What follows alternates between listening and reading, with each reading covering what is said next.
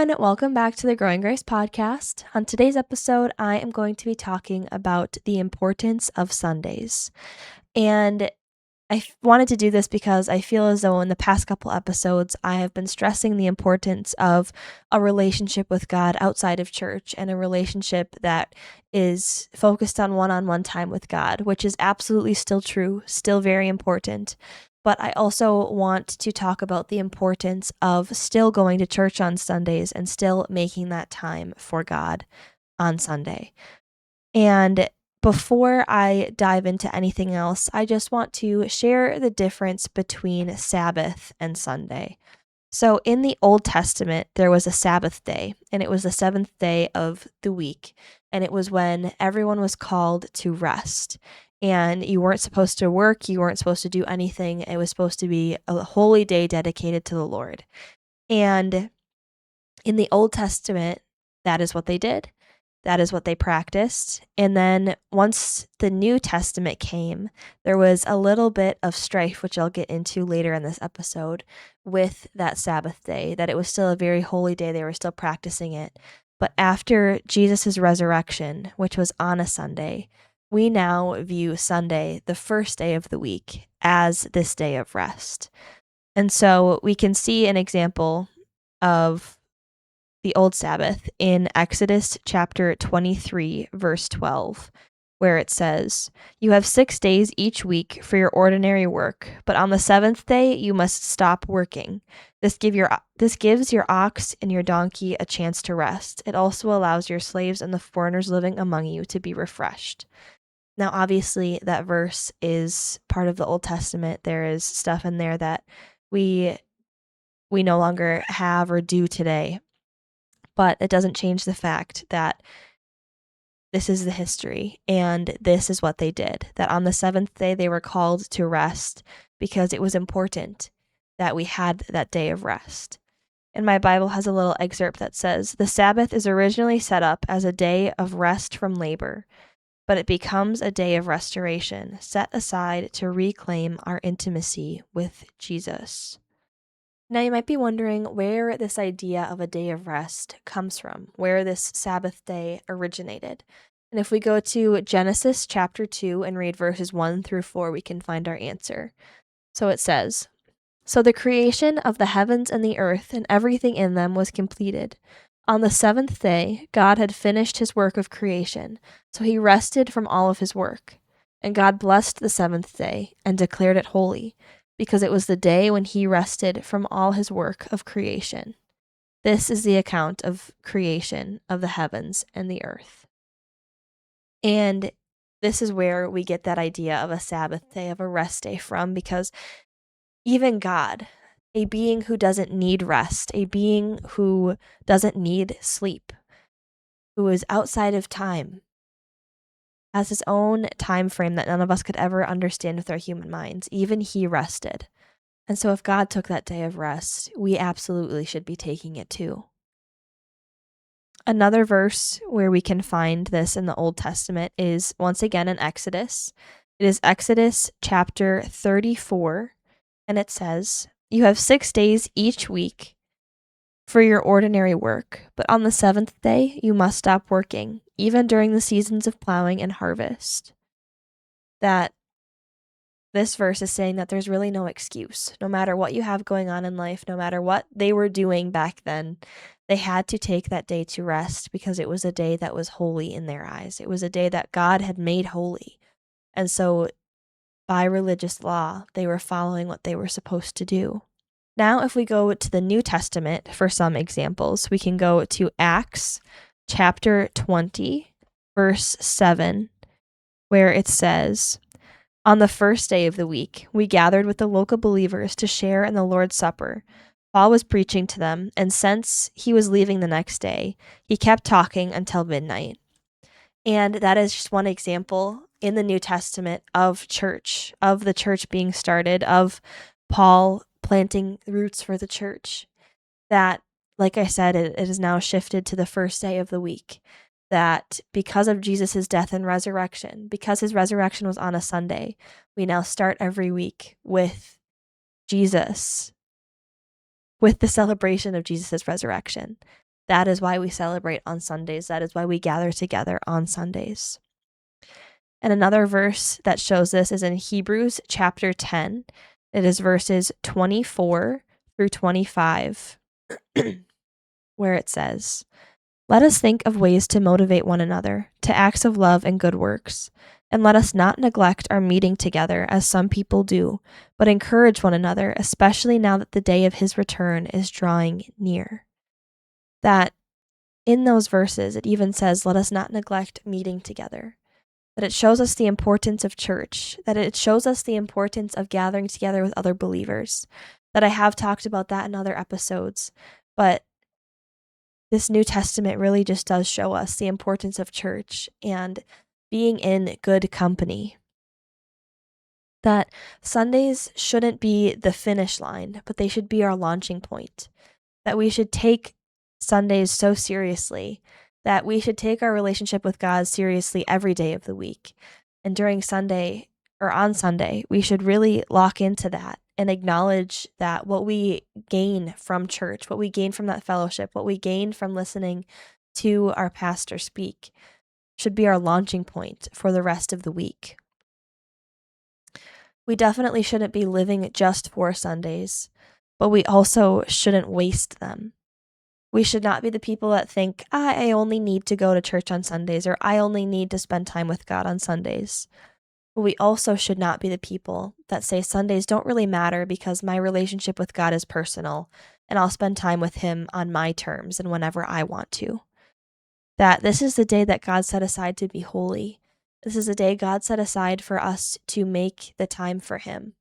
That we shouldn't just be making the time on one specific day, like I keep mentioning, but it is important that even God took a day of rest.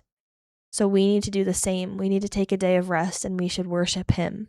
And it's very important that we remember that Sundays are not just about what we receive.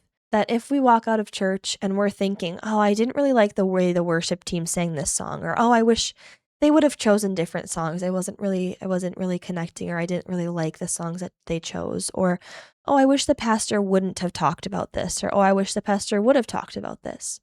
If those are the things going through our head, then we're going into it with the wrong headspace and the wrong heart posture. That when we leave church, we should be saying, wow, I feel so equipped. I feel so encouraged. I feel like I need to do better in this area of my faith. That when we leave church, we should be thinking, how can I use this to strengthen my faith and to help others strengthen their faith? It should not be something where we're nitpicking things because we didn't like one thing or another. That churches are run by imperfect humans. They're not going to be perfect. That you might get hurt in a church.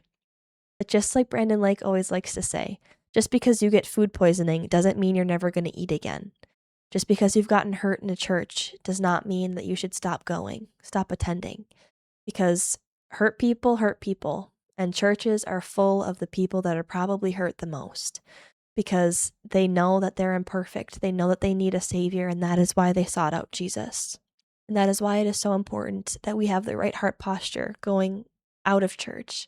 That sometimes when we walk into church, we can be in the wrong heart posture. We can be cranky, we can be tired, we can be annoyed. We have to allow God to transform our hearts. We have to allow him in. We have to be open. That when we walk in church, we walk out transformed, regardless of whatever mood we were in when we walked in.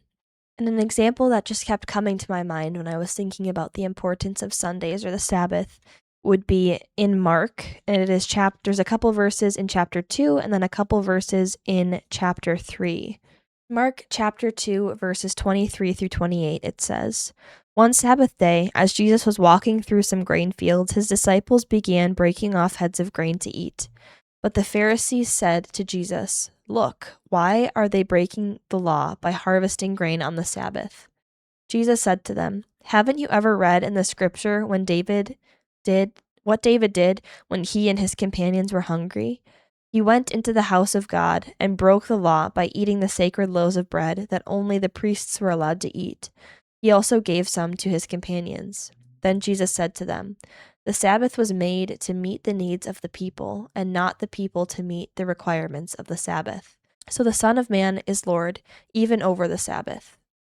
My Bible has a little excerpt on the bottom, and it says, according to Jewish law, it's wrong to work on the Sabbath. So the Pharisees were quick to complain about Jesus' disciples gleaning wheat. This is a clear-cut case, right? Wrong. Jesus' answer to the complaint upends everything the Pharisees have worked so hard to maintain as keepers of truth. Right and wrong, he says, are not calibrated by humankind's own judgments.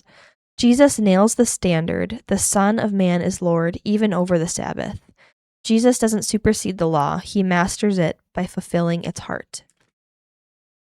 And to me, that is why the Sabbath has changed since Jesus' death and resurrection, that we now celebrate it differently than they did back then, that we now celebrate it by gathering together and worshiping Jesus, that it is still a day of rest, that it's still a day where we're called to worship.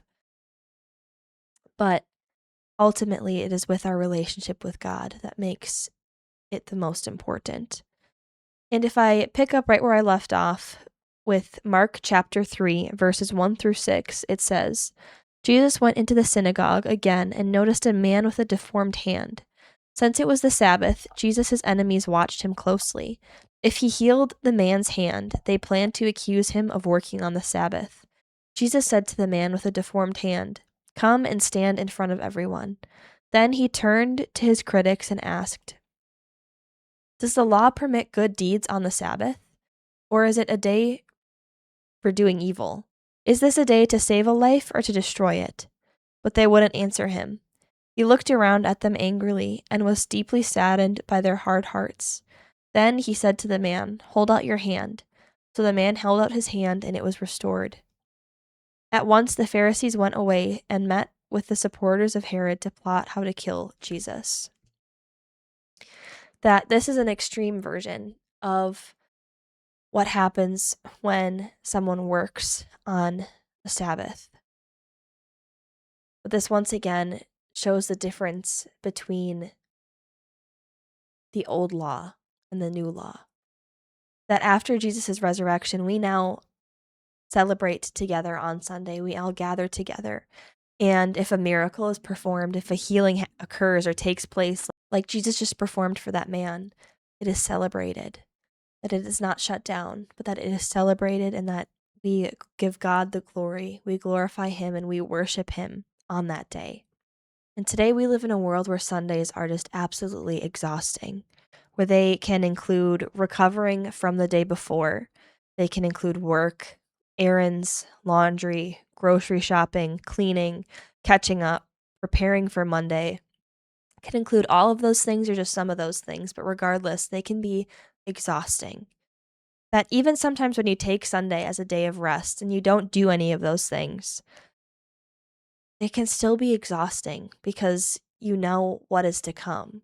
That if you don't go to church on a Sunday and you just sit around and sleep in and then leisurely go at your pace, they can still be an exhausting day because you have the mental torment of knowing what your week ahead holds.